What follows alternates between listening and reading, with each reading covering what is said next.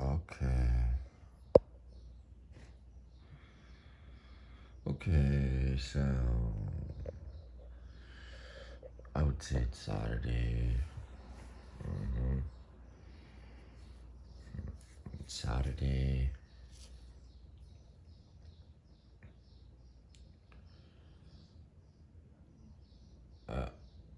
For whatever reason,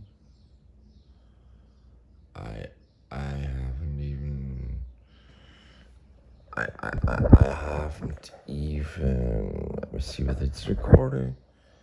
Just yeah. I it's recording. It's not like you see a lot. Who cares? A lot.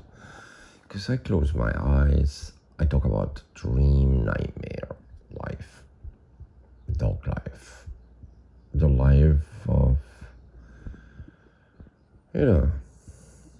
those who are deprived, the life of people like who have to sing in parks. I was yesterday in Central Park. I went around, I heard a bit of opera by this really overweight Italian opera singer. Whatever mezzo-sopran means, she could have been one. But, amazing if I think about how she found a friend, a community down there, like she has now somebody who kind of helps her a little bit. Let's say a lover of the arts. She's totally, let's call her white. He's, let's call him blackish. Black, I would say. Or like, I don't know, like person of color. That's the proper way to say it. Hope I didn't say something wrong. If I say black and I say ish, then I want to say light black. And I want to apologize immediately. I don't want to have insulted somebody here. I mean, please, I am from Austria. I'm not so familiar with all this racially, differences, because I don't want to racially discriminate or anything. I don't want racial discrimination.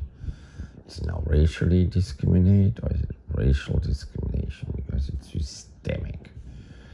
And it is systemic and it is unconscious. It is conscious. It is in the language. It is everywhere paramount.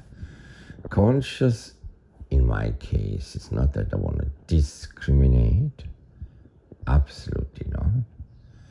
I want to simply point out that I am aware. That's what I mean. I'm aware of racial differences. And I'm aware of differences between various types of singers, various types of life, various types of judgments, various types of speech, various types of languages. So I hope I made that clear. I have an accent, you hear it. Since I disclosed already my, provenance, can I say it? Provenance, where I'm coming from, well, you get the point. Because sometimes people listen to this shit here, what I'm saying, that don't even speak proper English. Because you can randomly come across it. Randomly. So my name is Rainer. And my second name is Ganar. which, I have an Instagram, I show on Instagram, I show also in galleries, I have sometimes studio visits, and then, yesterday was this amazing artist here. He says he has a gallery in Vienna. In Vienna still, and I believe him. He still has it, and he said something about Kathmandu now, and now that gets really interesting. Because recently I met another gentleman who talked about Kathmandu. Apparently that wasn't him. No, that wasn't him. Now who the hell walked with me there, over there? Oh, I think it might have been this other lunatic ex-art guy, because weirdly enough, a photo that should have come to me has not arrived, because when this,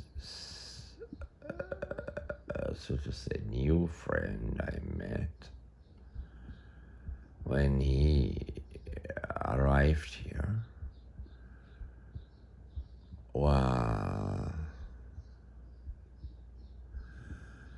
why did I not unroll, show the entire content of at least one painting? Why not? I know why not. I had to eat something. I thought he has more time.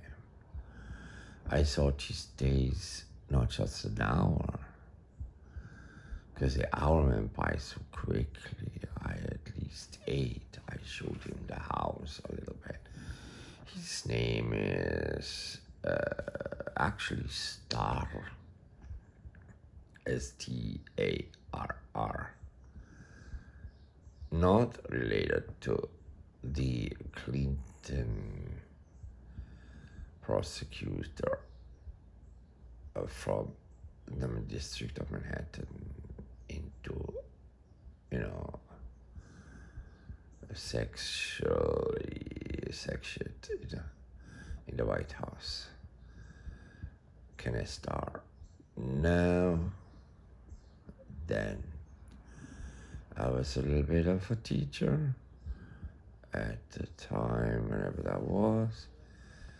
It's kind of interesting how that dragged on. And from there, conspiracy theories started to spin off American politics between left and right, everywhere, by the way, Me Too cases.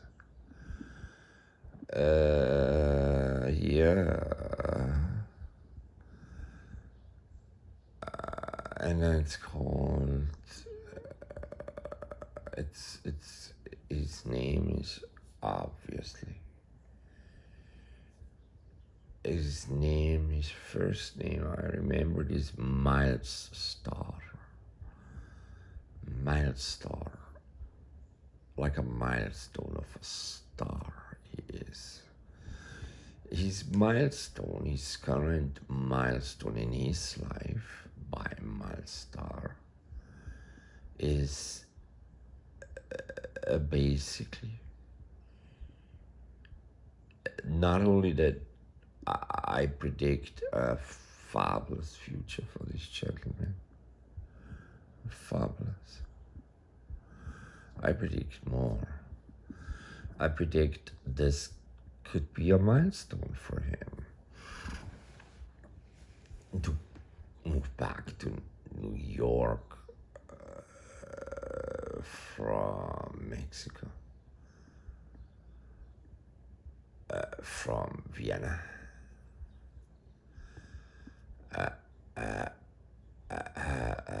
from the Upper East, no, the Upper West Side. He had to visit his parents, which makes so much sense. I wish I had understanding parents. I wish I didn't have to fight for my ass all the time, move out, because they were just brutalizing me when I was young. I would say brutalizing to a certain degree, in spite of the fact that I liked him quite a bit. In retrospect, it's easy to like a father. But, you know, when you're 14 years old, that's another story. At least my last really hit in the face in the most terrible way when I was like, what old was I? Maybe 16. I still got such a swing from him over my face that is equivalent. Reminded me of, once I knew a writer whose swing was even more direct, because once that person I knew, I don't know her anymore, I got a direct kickbox fight hit in the middle of land. I think it was my left eye. Could have been my right, but I think it was my left eye. And anyway, I don't want to talk about that. And I don't want to get distracted from my father. I don't want to get distracted from anything. Because, I got this new friend from Vienna, who was in Mexico, who just stood there in the street when I went to see to a gallery show opening. So just in case you see this the first time, and I'm an artist. And you can even see what I do. I have an Instagram. I show on Instagram. It's called RAINERGANAHL.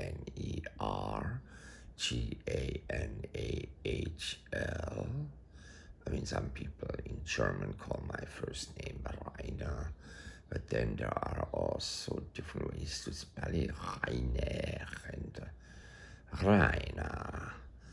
So let's talk about another case, because I just really would love to talk about the DR case. The DR case is the Dominican Republic, okay?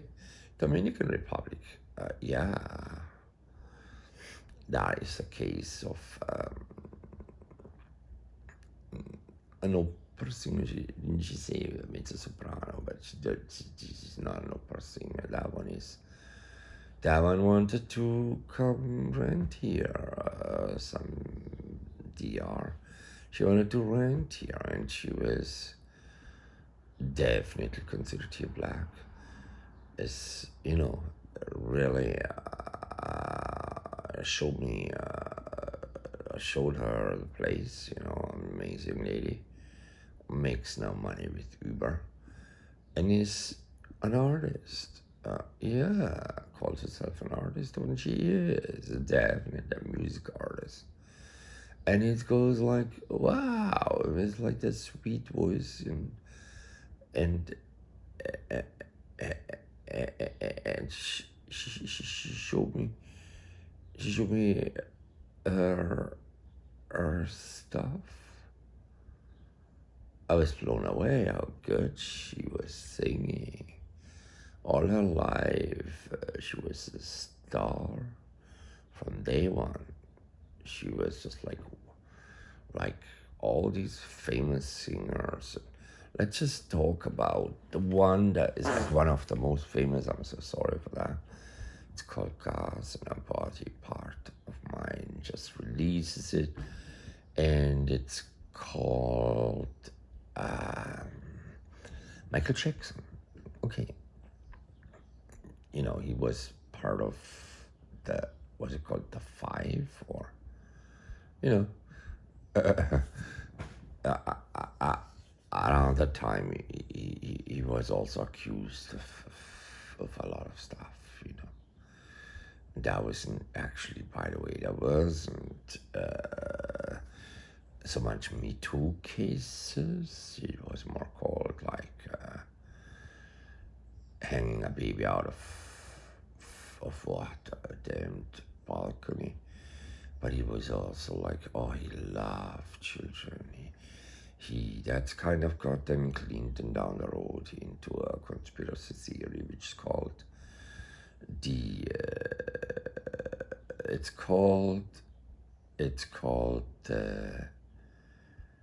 what the damn is it called? It's called the pizza case and pedophiles. And there's this like pizza show up there and go in the basement, and Hillary has their basically 25,000 children kept as sexual slaves, and they need to be freed. That kind of was the lunatics of the conspiracy theory at the time. But it was really poetically spinning together, believe it or not, it was spinning together Clinton's pedophile case. Wasn't really a pedophile, Clinton, at all. But he was a terrible womanizer, supposedly. In fact, I was even sitting once in an airplane, and I was told that he was predatory in the office, so to say. He liked young interns that are like kind of, sexual age, likelihood. But let's say it could have been at the edge. I mean, the one that was like 18 or so, but really impressed from a wealthy family, because otherwise she's not going to make it into the White House. On the other hand, the Democratic defense was that the Republican planted her. They played her, this vulnerable young person, lady, played her. I mean, she still is around, by the way. The woman is called, what's her name? The Clinton lover, ex-lover. I mean, she might be a lawyer, not. She has a foundation for victims of defamation, or whatever it's called. I don't know whether she votes in these days Republican or Democrat, but her life was basically upside down, and I think it's, what the damn name is, her name again. It is so media, but I'm gonna say it's so like real politics, and media ever was making fun of her. She was called the dumbest woman in the world. Her face was defaced on media. She couldn't go anywhere because she couldn't go anywhere. In fact, she talked then about the mental abusive situation, and what's her damned, now her name is not damned. I mean, she was condemned to the media coverage of the time, and she was definitely not something Hillary Clinton wanted to have in her life, because she was officially married to the first lady at the time, and Clinton would just say they never had sex, and then in the end, he did not completely lie under oath, because what is sex? I mean, just got a blowjob, and he was By the way, Clinton and both Clintons are lawyers, just so you understand, from Arkansas, whatever that is. And then they said he was the first black, so-called, quote unquote, obviously, black president, because Democrats did so much in Arkansas. He knew how racial discrimination functions systemically and in your face, and also what they call it, bias, meaning on every level, systemic and conscious, unconscious, working 24/7. 24/7. Center Park is not 24/7. You better get the fuck out of there. Because I was yesterday there in Center Park. I tried to learn a little bit to dance because I fucking don't know how to properly dance. Because people dance there. Then I wanted to learn just like, so somebody taught me 1, 2, 3, 4, 5, 6, 1, 2, 3, 4, 5.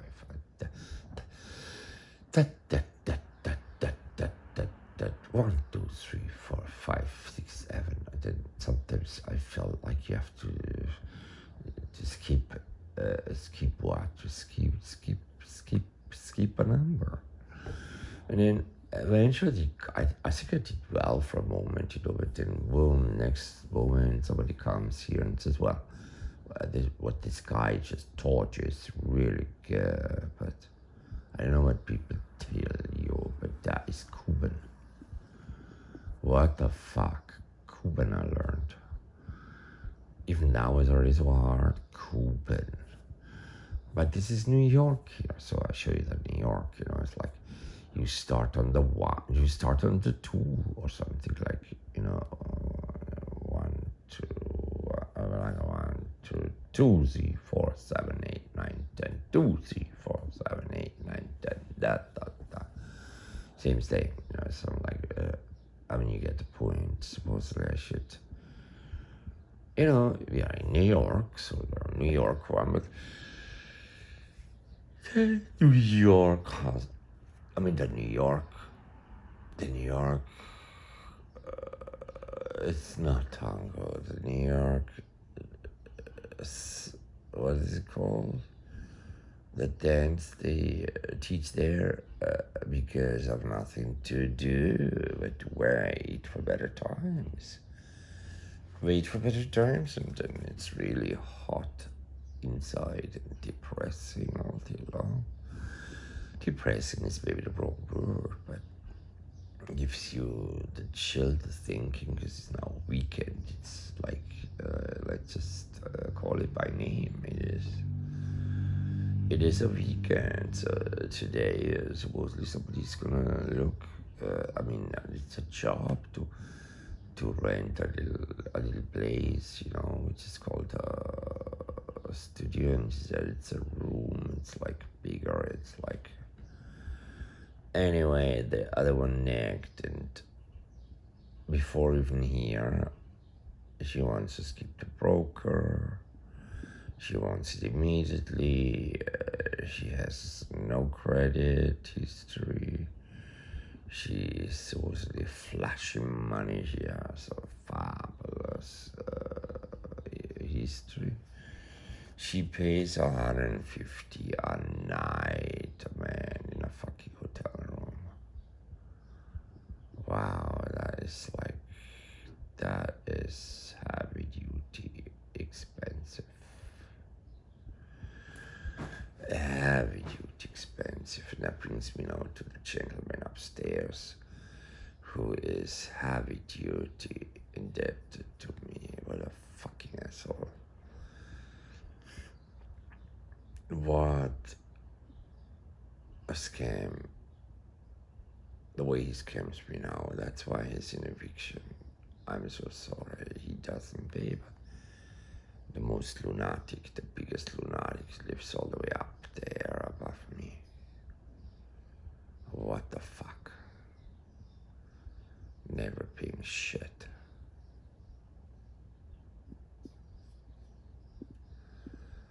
That's why they heat, it's the heating, that's why those pipes heat in summer and just like, what the fuck, those heating costs, oil consumption, fucking damned. Annoying I have to look at it because it's so fucking hard to believe the waste of fuel money here. It's so hard to believe.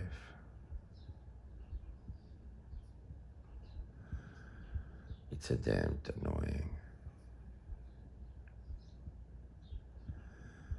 It's so fucking horrible. This nonsense here. It's just, it's really, I wish I had money. I could just, next summer, hopefully, it's gonna be, turn the shit off. But can I make it to next summer? In this fucking place here. Plus, it's a pretty hardcore timing, you know? Anyhow. Well, hopefully I get a studio visit. I should get a really great studio visit recently next time. It's called July 29th. Now we have only July 10th, so whatever that is now. That is, I'm a lunatic to believe it's gonna change immediately. But anyhow, it's I don't know. And Myles Starr asked me, how do you ask people for money?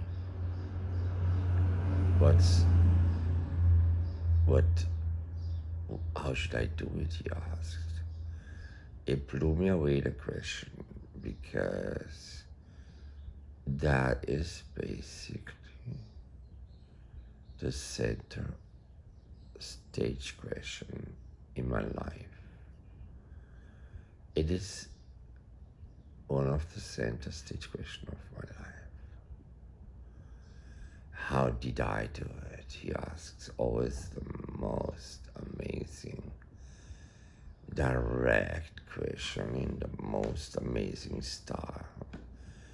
I only can admire him, and I'm blown away by his way to handle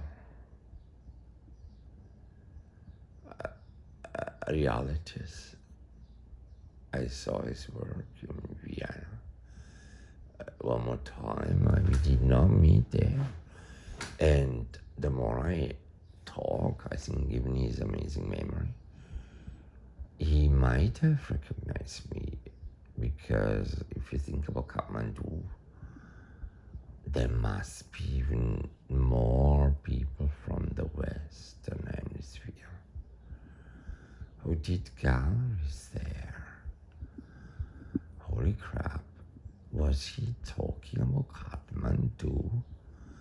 Not only Vienna, where he has a gallery? I guess he did. Was he talking about writing? Well, I guess he did. Was he talking even about exit sequence? I guess he did.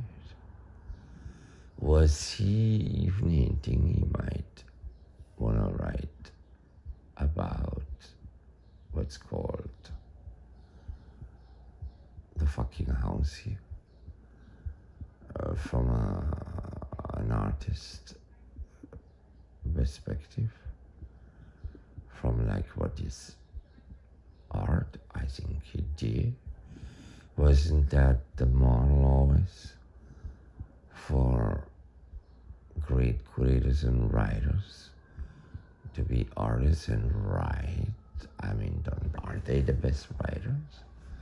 Really good artists are great writers. I can give you many examples, including Jeff Koons was Jeff at one point. I mean, everybody knows that now, but he was at one point, people say he was trading, and he told very openly,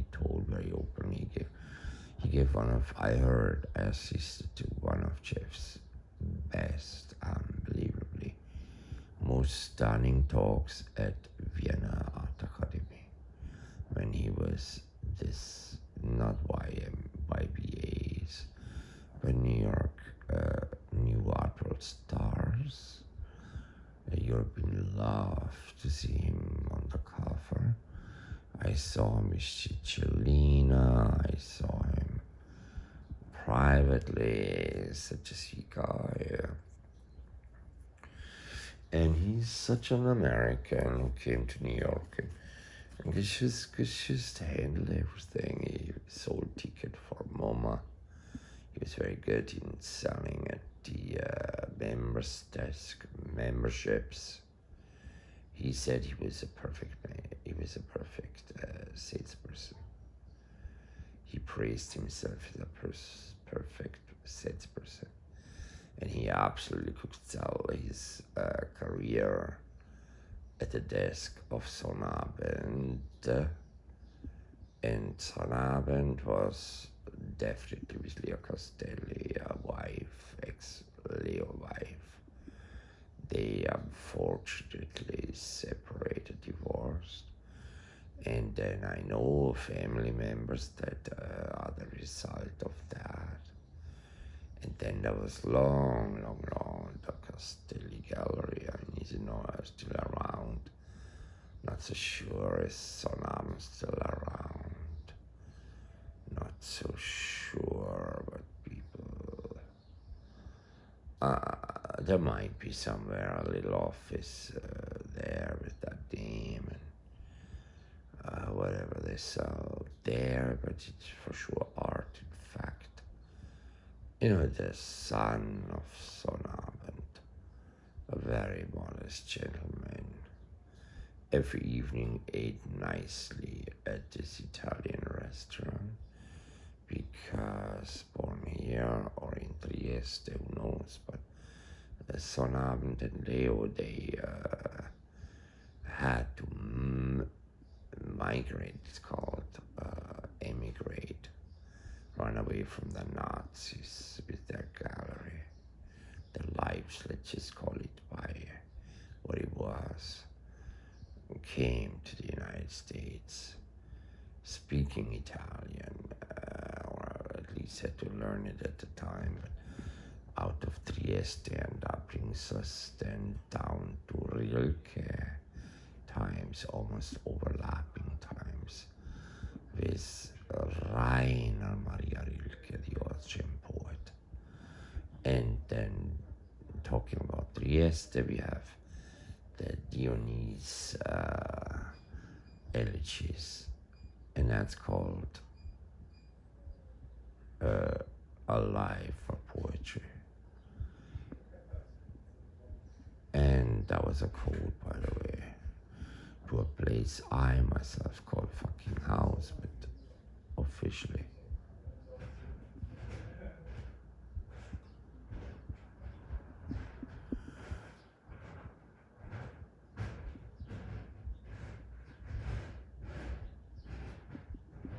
Officially, it's a Schloss, no? I call it the Schloss. Just a mixture of German and English, by the way. I wanted to really keep the languages apart. I thought that's a really good thing to do. Be disciplined and not mix up languages. Yeah, but then at a certain point, just non me ne frega niente, non me ne frega un cazzo, non me ne frega un cavolo. I don't give a shit. I don't give a shit. Je m'en fous. Like, mi do la marche. Yeah. Sprachsalat. Was für ein verdammter Sprachsalat haben wir da jetzt wieder mal? Jetzt ist es natürlich wieder mal Schweizerdeutsch, es ist natürlich netter, aber es ist so etwas Ähnliches, weil nämlich wahrscheinlich Vorarlberg ist auf alle Fälle Dialekt. Aber dann natürlich reden sie dann so wieder so blöd. Da reden sie so blöd daher, weil jeder natürlich wieder mal was so immer jeder. So when I was living there, I could almost like tell, alone from the dialect, sometimes even which fucking little train stop. Yeah, I had to go to school early morning with a bicycle. I had to run to the train. I had to learn the stupid shit in the train because I didn't really like to learn so much. I hated even getting up early, but then I really enough succeeded in a damn school called the Handelsakademie. Hack. Learn a bit of business, listen to funky people giving funky lectures, treating us with respect, whereas certain others just were really assholes. Most impressive, I think I said it in one of my other little just talking to the air by whatever the English teacher because she wanted to impress all these hotelier people like the kids of Walsee, Zürich and Lech Ballberg, hotel people, where a lot of Americans and Swiss and German rich people walked in and out. So hence I grew up around certain wealthy people who have hotels, and then, my best friend brought me very early during the really funky times to Zürich, and those people just came all in from New York. If not, they were so wealthy, like German, French sometimes, Canadian, French, Italian. When they were so damned wealthy, not Italian really, but rather like Germanish and northern. I mean, there were obviously royalty there. Just call it by the name. The Belgian king was there sometimes. The royal family of Sweden was there sometimes. I mean, like, there is like basically a little who is who, in the Alps, because little St. Moritz, because somehow, Zürich and Lech were less known, less spectacular than those other fancy, flashy places. And then that was like who we hang out with as kids. Already I made my money myself as a ski instructor, because at least I was good to take care of spoiled kids, take a bus, go there every day. Well, anyway, they let me stay there in the end. And that was like, for me, an introduction into the high society life at the time. And then I got the point how racial composition worked there too, because, the religious differences, I learned about them like in reality, because they were not where I grew up. Living one thing, not too many Jewish people, but they existed even within my own neighborhood. And who would have ever thought I am in this fucking situation I'm now here?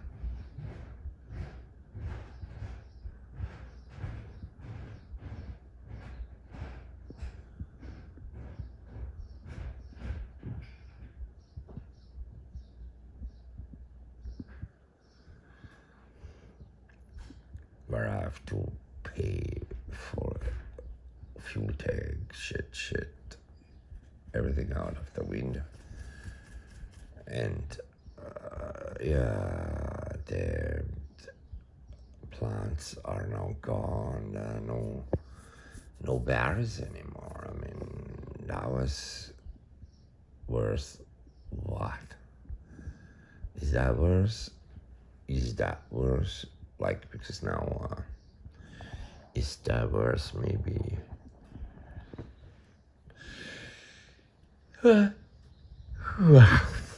Being harassed by mosquitoes, or nightmares, or because I hate it. I told him how my father was like talking in this Myles told how my father liked to place orders in the morning and just say randomly, by the way, tomorrow, by the way, not even now, by the weekend, he didn't go too much into the weekend. He just said what he predominantly liked to say was like, in the evening it's done. No big deal, no negotiations, no Taschengeld, or nothing. Just harvest all the fucking berries. But then he didn't want me to eat them during either. In a weird way, they were like stunning. Those Vorarlberg, Aribiso, Johannisbeeren. My God. Myles knows what Johannisbeeren are and how the Austrians make cakes and all the shit. That we must have. Did we? We met. We never met. I only heard about him. I saw his work. I think they called him up. We talked on the phone. He gave me a talk. I was impressed. Because they told me this guy is from New York, from the Upper West Side. It's kind of how he got to know me. And why he has this favorable view of me. And I definitely just woke up. I was amazed by his talent to,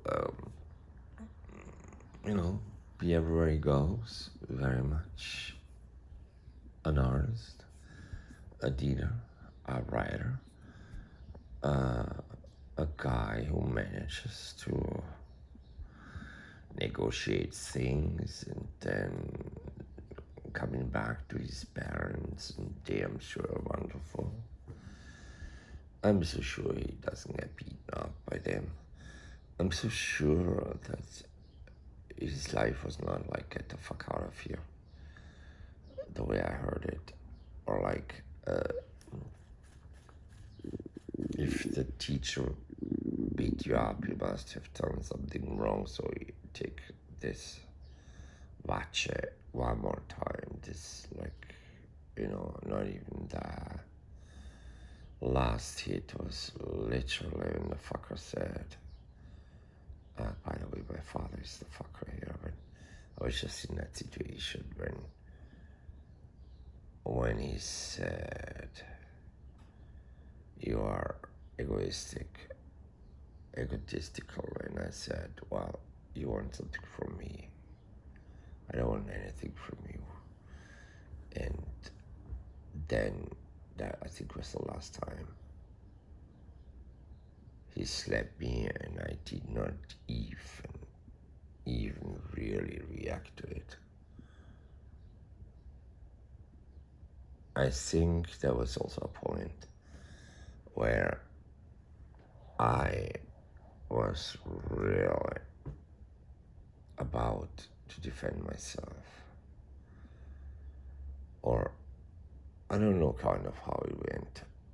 I think he reached me still. It was like nearly a fight, but I didn't want to fight with my father, so I gave up. Then I left, that's for sure. I had my uncle intervene a little bit. I talked to my relatives, and then for a long time I couldn't even remember the fucking names properly. Reinhardt, still, by the way, he's still alive, he's nearly 100 years old. He functions, he's somebody who dedicated his life as a teacher,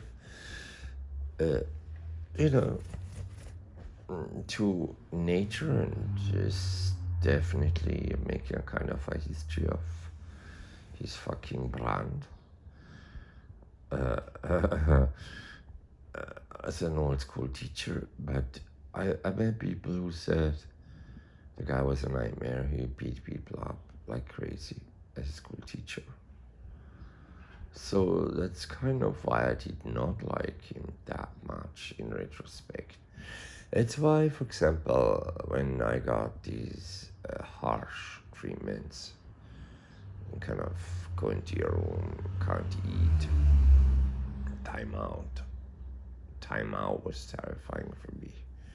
They didn't call it time out, just going, okay, this is it, up in your room. Those kind of separation, this, wow, that shit terrorized me. I just said, I will never hit a child. I will never ever hit a child. I'd rather talk to them. Explain the world a little bit in context, and that's why I hate to be on the phone, not get the time to properly explain the world. Why, for example, the mother of the kids' world was a world of rape and terror, and she herself, according to her grandmother, the result of rape. Why I do this shit? Just talking to the microphone is obviously a way to explain myself that I like to explain, giving context, and why, for example, the singer, by the way, gave me, when she was briefly here, she gave me a test of her voice, a concert voice, obviously American, as American as it gets. Interesting enough, English. Yeah, but then she could do it in Spanish. Actually, I should have asked Spanish. But she, for whatever reason, wanted to sing English. But then their parents were all musicians in the DR, always life of stars, and concerts, and living the good life. And I think she wanted to break out from the life of a star. She has an agent. The agent tells her, why are you doing this? You don't have to do it. The agent also says, you need this, you need that. Well, and she says she wants to have a little break. She already went to some college here. For whatever reason, she seems to want now college education a little bit. That's kind of, from what I understood, what she's doing. I think she's reaching a certain limit as a backup singer. From what I understood, that's what she was at the end. of her career, and a backup singer, a star. I mean, her insane hairstyle was stunningly starish. And she had this impeccable, it's called foot massages. So she still is a princess that has everything done to her, you know. But I think definitely high maintenance. She was surprised. I never smoked, I was never drunk, I never did alcohol or drugs or marijuana or any of that shit. Well, it's kind of stunning, but maybe I'm too responsible. I just feel like, but also, where would I be if I was on all these things? And people say to me cynically, well, try it out, and you see. And why should I? No way. Getting carried away by all this shit. In fact, I get carried away by music, by dance, by good weather, a good Stimmung. I don't need to get myself a headache the next day or a hangover or like a want a bore situation, you know, an addictive personality, an addiction. I don't want to pick up on a great evening. I don't think it's a good idea. I saw too many friends who couldn't even quit properly smoking and went through so many phases, and the moment something doesn't go well, boom, they smoke again. But, you know, emotional pain stays. Before my father died at 88 or so, I was spending time with him again, and then, you know, he was, I remember when I was 50, and I was 60, and then 70, and so on and so forth. Then there was an 80th birthday, and so on and so forth. But he had this stupid wife. She hated me. She was so paranoid. She was definitely a nightmare. She made fish when I came. She knows I love that. And she just, like, even when I wanted to help to get the dirt out, and she just said the fish stings, because I said, why? She barked at me and said, why do you want to take it out? And then I said, well, it's really warm. I mean, it doesn't make sense to bring this into the trash. I mean, she didn't even let me, I mean, as a guest, she didn't want me to do anything. Also, I kind of, you know, voorzag the key. Anyway, so yesterday that voice was stunning. The foot nails stunning. But I am really terrified because some of those voices, or not voices, some of those opinions were really like, wow, I need immediately, it will be, you know, karma, so to say, you know, I get it, just everything falls into my, God gives it to me, you know, that randomism was a little bit for me too much. A kind of a deal breaker, but then what really broke the deal was when she paid 25 that order.